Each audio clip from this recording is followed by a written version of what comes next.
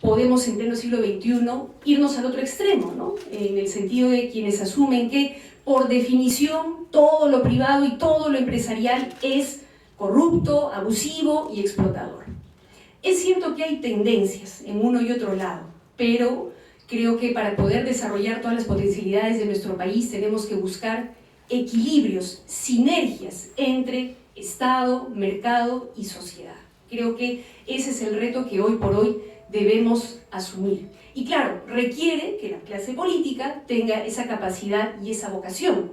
El problema es que a lo largo de los últimos gobiernos nuestra clase política más bien ha preferido la lógica del piloto automático, es decir, me quedo de brazos cruzados, no hago absolutamente nada y remato los recursos naturales, que claro, cuando los precios de los commodities van bien en el mercado internacional, maravilloso, pero cuando estos bajan, como está ocurriendo ahora, ahí nos vemos en serios problemas, ¿no? Entonces, nosotros en el Frente Amplio creemos que sí, necesitamos un Estado moderno, eficiente, fuerte, que garantice igualdad de oportunidades para todas y para todos los ciudadanos, que garantice políticas públicas universales, sobre todo en aquello que atañe a derechos fundamentales como la salud, como la educación o como la vivienda. Podremos hablar luego de por qué entendemos el derecho a la vivienda como un derecho fundamental, esencial para el desarrollo pleno y digno de una persona y de una familia. Necesitamos entonces sí un Estado fuerte, moderno, eficiente, que promueva la actividad privada, que promueva la actividad empresarial, pero cuidando también que no se cometan excesos y abusos, como los hay en nuestro país en distintos sectores. Por ejemplo, en el sector educativo.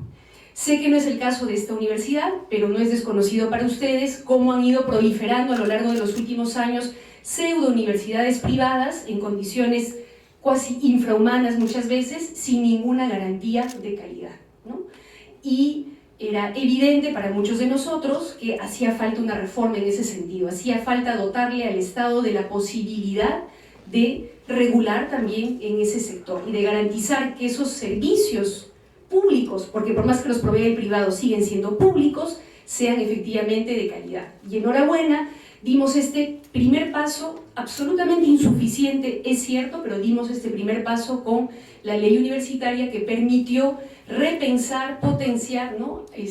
La capacidad de acreditación, de evaluación, de monitoreo del Estado peruano en la educación universitaria, ¿no?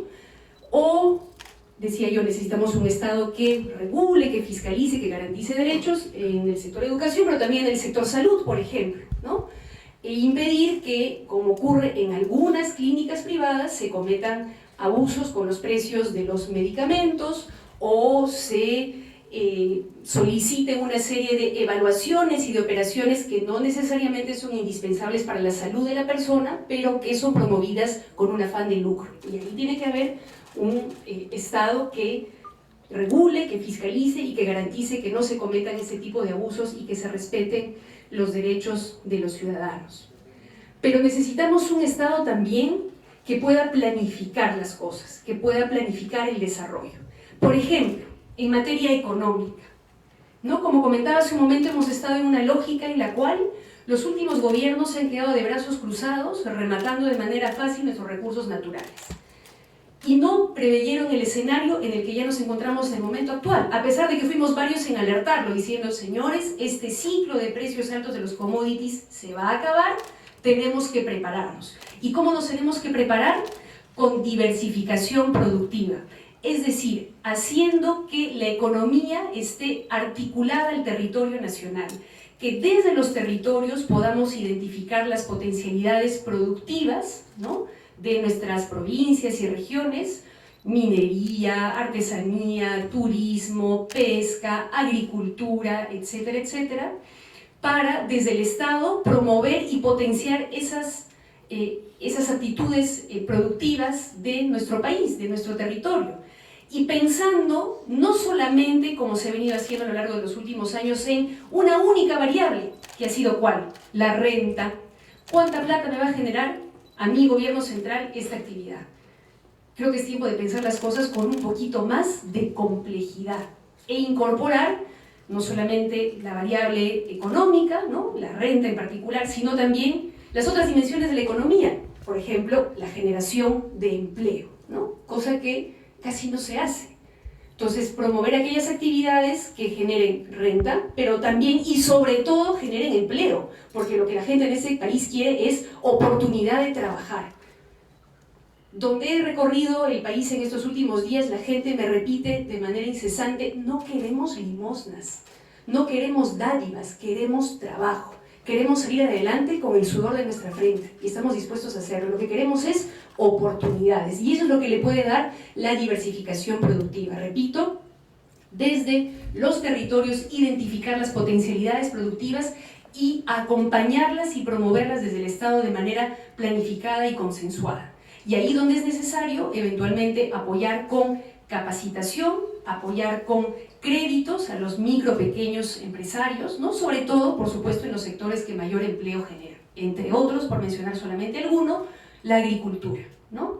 Resulta que el 25% de la PEA de nuestro país se dedica al agro y es un sector estratégico que requiere de mayor atención desde el Estado peruano en el acompañamiento de las inversiones, en la capacitación, en el acceso a crédito, pero también en la garantía del respeto de los ciudadanos, porque para quedarnos en este sector como ejemplo, ha ocurrido también que el Estado peruano ha promovido, ¿no?, ciertos proyectos, pero principalmente de la gran agroexportación, ¿no? Grandes inversiones para proyectos como Majesiguas en Arequipa o Olmos en el norte, ¿no?, abandonando a la pequeña y mediana agricultura, que es la que más empleo genera y que es la que además garantiza que el alimento llegue a nuestras mesas, ¿no es cierto?